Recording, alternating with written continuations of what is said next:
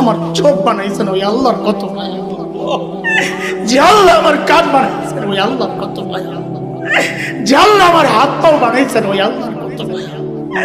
যে আল্লাহ আমাকে এত এত নিয়ামত দিয়ে বাঁচায় রাখছেন ওই আল্লাহর কত মায়া। আরে মায়াটা বুঝেন না? ভাবেন কোনদিন? মায়া বুঝেন, ভাবেন?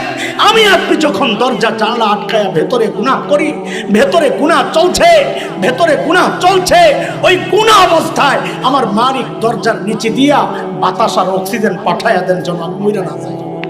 আল্লাহ বলছেন, ওরে বান্দা, ওই কারিম রবের ব্যাপারে তোরে কে ধোকায় ফেললো, এই কথার ওজনটা বোঝার জন্য একটা উদাহরণ বুঝেন।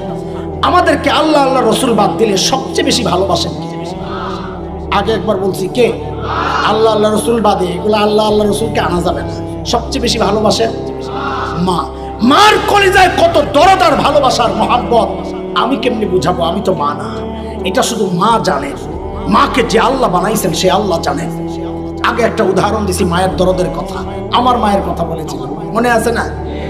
আমরা এটা বলতে পারবো না, তবে কোরআন সুন্নাহ পড়ে মাসআলা শিখে যেটা জেনেছি অনুমান করতে পারি মার দরদ কত।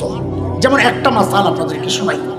একটা মাসআলা তো এমন, কোন সন্তান যদি বাবা মার আগে ইন্তেকাল করে তো বাবা তো সন্তানের লাশের পেছনে পেছনে যেতে পারে, বাবা তো সন্তানের কবরেও নামতে পারে। বলে কেন? বাবার কলিজায় কি দরদ মায়া নাই, ভালোবাসা নাই? বলে আছে। বাবাও চিৎকার করে করে কাঁদবেন, বাবাও বুক চাপড়াবেন, কিন্তু বাবাকে আল্লাহ ওই শক্তি দিয়েছেন সন্তানকে দাফন করে বাবা উপরে ওঠার মতো ক্ষমতা রাখেন। কিন্তু কোনো মায়ের জন্য সন্তানের লাশের পেছনে যাওয়া চলবে না, কোনো মায়ের জন্য সন্তানের কবরে নামা চলবে না। কেন? দুনিয়ায় এমন কোনো মা নাই যে সন্তানকে দাফন করার জন্য কবরে নামবেন, সন্তানকে দাফন করে সুস্থ অবস্থায় উপরে উঠবেন, এমন